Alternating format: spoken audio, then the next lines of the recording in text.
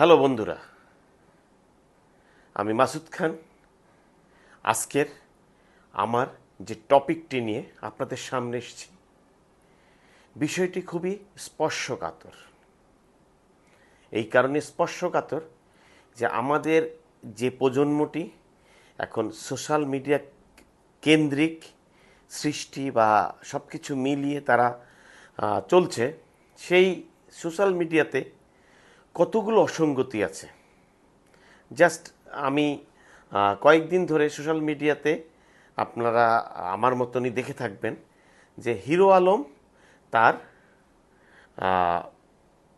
একজন প্রাক্তন স্ত্রীকে নিয়ে যে নোংরামিটা হচ্ছে, আসলে তার নোংরামিটা শুরু থেকেই তার মানে অস্পষ্ট উচ্চারণ, আঞ্চলিক ভাষার আঞ্চলিকতার অপব্যবহার এবং সব কিছু মিলিয়ে সে যা করছে, এতে আমাদের সমাজকে অধঃপতনের দিকে নিয়ে যাচ্ছে।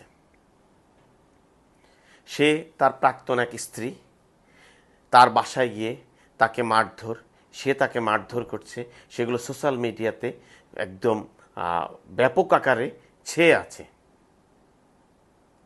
আপনাদের কি মনে হয় যে এইগুলো আমাদের সমাজে কোনো মানে ইম্প্যাক্ট ফেলছে কিনা? আপনাদের কাছে আমার প্রশ্ন, আমাদের যারা সন্তানরা আছে তাদের নিশ্চয়ই ইম্প্যাক্ট ফেলছে।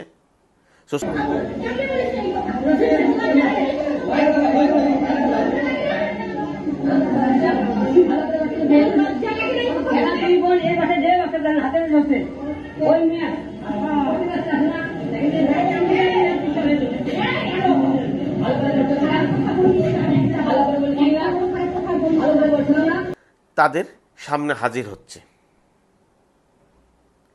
এইগুলোকে বন্ধ করার মতন এই কুরুচিপূর্ণ যেই মানে অবস্থাগুলো তৈরি হচ্ছে, এগুলোকে বন্ধ করার মতন কি কোনো কিছু নেই? আমরা কি এইভাবেই একটা জাতি ধীরে ধীরে একটা প্রজন্ম ধ্বংস হয়ে যাবে? আমি তো প্রতিনিয়ত চিন্তা করি যে এই মানে এই হিরো আলম বা হিরো আলমের মতন যেই ক্যারেক্টারগুলো আমাদের সমাজে বিদ্যমান, যেমন লায়লা এবং তার বয়ফ্রেন্ড মামুন, এবং এর আগে একটা ছেলে ছিল টিকটকার অপু, তারপরে সমাজে এই রকম মানুষগুলো, এরা যে সমাজে কতটা ক্ষতি করছে। আজকে কিশোর গ্যাং এইটা সেইটাও মানে মানে পরিবেশটাকে, আমাদের সামাজিক যে মূল্যবোধকে কোথায় নিয়ে যাচ্ছে, এটা নিয়ে কি আমরা সচেতন হতে পারি না? আমরা কি সোচ্চার হতে পারি না বন্ধুরা? আমি আপনাকে এই মুহূর্তে এই ভিডিওর ভিতরেই আমি আপনাকে হিরো আলম এবং তার ওয়াইফের যে ঝামেলা হচ্ছে সেটির একটি ভিডিও আমি ক্যাপশন হিসেবে সামান্য দেখাচ্ছি।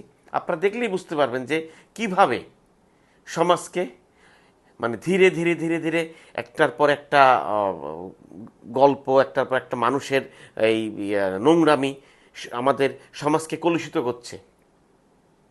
এটা থেকে বের হতে হবে বন্ধুরা। আমরা যারা সুস্থ চিন্তা করি তাদের সবাইকে এগিয়ে আসতে হবে। আপনারা নিশ্চয়ই এই সুস্থ চিন্তার আন্দোলনের সাথে থাকবেন এবং আমাদের সাথে থাকবেন। আজকে বন্ধুরা এই টপিকটি এখানে শেষ করছি এবং আপনাদের উপর ছেড়ে দিলাম, আপনারা সবাই সোচ্চার হন। যে যেভাবে পারেন সোচ্চার হন, সোচ্চার হয়ে সমাজকে আমরা সুন্দর মানে পরিচ্ছন্ন সমাজ গড়ে তুলতে সহযোগিতা করি। আজকে এই পর্যন্ত। আল্লাহ হাফেজ।